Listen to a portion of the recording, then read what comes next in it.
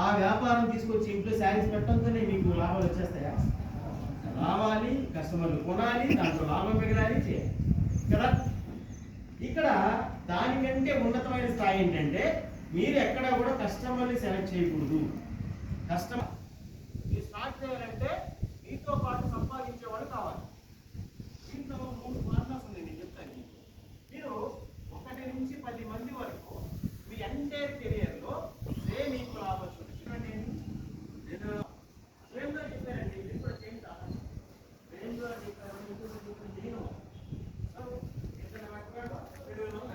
ఈ రెండే గుర్తుండేవాడికి సక్సెస్ అవుతాను.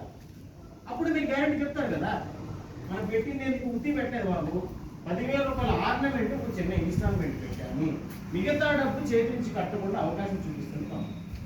ఇది గుర్తుపెట్టు. ఏదైనా జ్యువెలరీ షాప్లో ఇన్స్టాల్మెంట్ వైజ్గా డబ్బులు కడుతున్నామా లేదా? కొంచెం చోట్ల మనం 2,000, 3,000 స్కీమ్ కట్టి వస్తువులు తీసుకుంటున్నారా లేదా? ఎవరికన్నా ఎక్స్పీరియన్స్ మీకు ఉందమ్మా? తీసుకుంటున్నారు అట్లా? ఓకే, ఏం తీసుకున్నారు అట్లా? మీరు చెవుకమ్మలు తీసుకున్నారు. ఎంత నెలకు ఎంత కట్టారు? 3,000 కట్టారు. ఒక్కసారి 3,000 కడితే చాలు, మిగతా డబ్బులు కాదు. ఇక్కడ చెప్పేది ఏంటంటే వస్తువులు ఫ్రీగా రావు, కానీ బిజినెస్ ఎడ్యుకేషన్ ఫ్రీగా ఉంది. మనం పర్మనెంట్ సెటిల్ అవడం ఇంపార్టెంటా?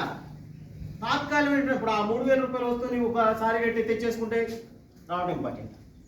మనం ఒకసారి స్ట్రైక్ చేసుకోవాలి. అదే వ్యక్తిని జాయిన్ చేయడం అంట. This is partner based business, customer based business కాదు. కస్టమర్ అనేవాడు జాయిన్ అవుతాడు, పార్ట్నర్ అనేవాడు కలిసి పనిచేస్తాడు. పనిని పంచాలి తప్ప